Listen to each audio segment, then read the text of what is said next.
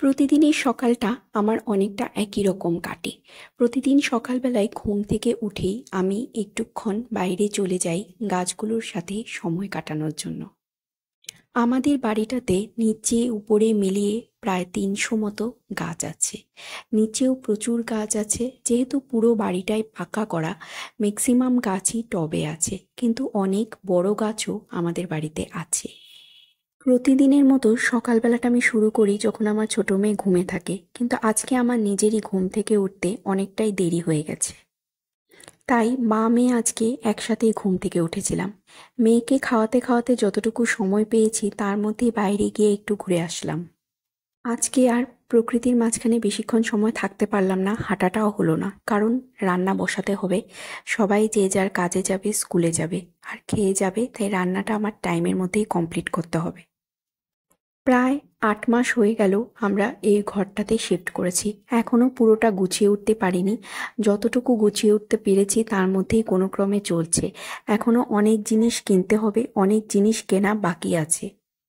সব জিনিসই তো আর একা কেনা যায় না বা একসাথে কেনা যায় না, তাই কিছু কিছু করে জিনিস কিনছি। রান্নাঘরে এমন অনেক জিনিস আমার এখনো প্রয়োজন, যেগুলো রান্না করতে গেলে প্রতিদিনই আমার লাগে।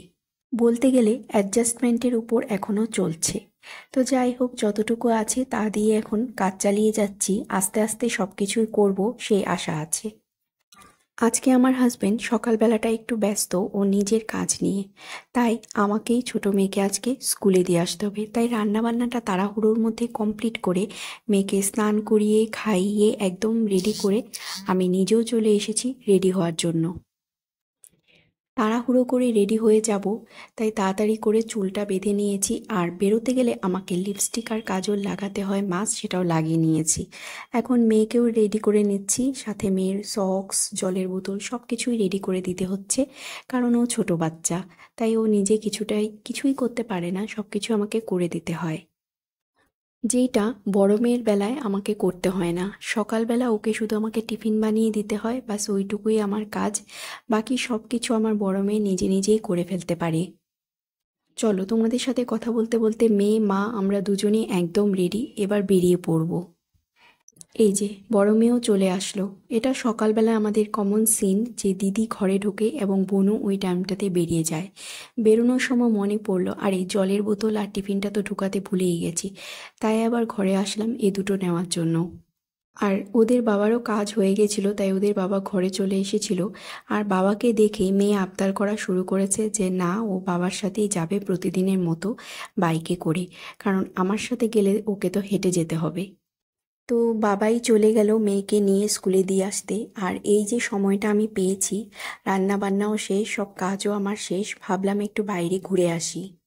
এই যে ঘোরাটা, আমার উঠোনের উপর গাছগুলিকে দেখা, একটু গাছগুলির সাথে সময় কাটানো, প্রকৃতির মাঝখানে থাকা, এটাই কিন্তু আমি ভোরবেলা করি যখন আমার বড় মেয়ে স্কুলে চলে যায় তারপরটাতে।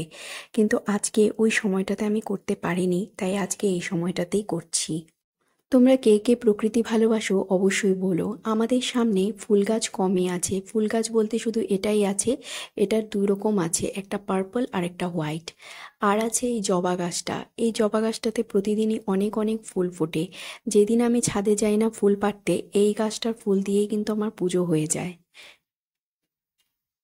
আমাদের বাড়ির সামনের এই পার্টটাতে ম্যাক্সিমাম গাছই হচ্ছে অর্নামেন্টাল প্ল্যান্টস আর পাতাবাহার গাছ, যেগুলো দেখতে সুন্দর লাগে, ওইগুলো দিয়েই বাড়ির সামনেটা সাজানো। ফুল গাছ ম্যাক্সিমাম সব ছাদের উপরে। নিচে ফুল গাছ রাখা যায় না, কারণ অনেক মানুষই বিনা পারমিশনে পুরো ফুল গাছ থেকে ফুল ছিঁড়ে নিয়ে যায়। আবার এমনও হয়েছে অনেকবার যে পুরো গাছটাকেই উপড়ে নিয়ে গেছে, আবার টব শুদ্ধও নিয়ে যায়। তাই সব ফুল গাছকেই ছাদে ট্রান্সফার করা হয়েছে। আজকে অনেকটা সময় গাছগাছালির সাথে থাকলাম, নিচে হাঁটাহাঁটি করলাম। এখন অন্য কাজে ব্যস্ত হয়ে পড়ব। আজকের ভিডিওটা এখানেই শেষ করছি। কেমন লেগেছে তোমাদের জানিও। আজ আসি, বাই বাই।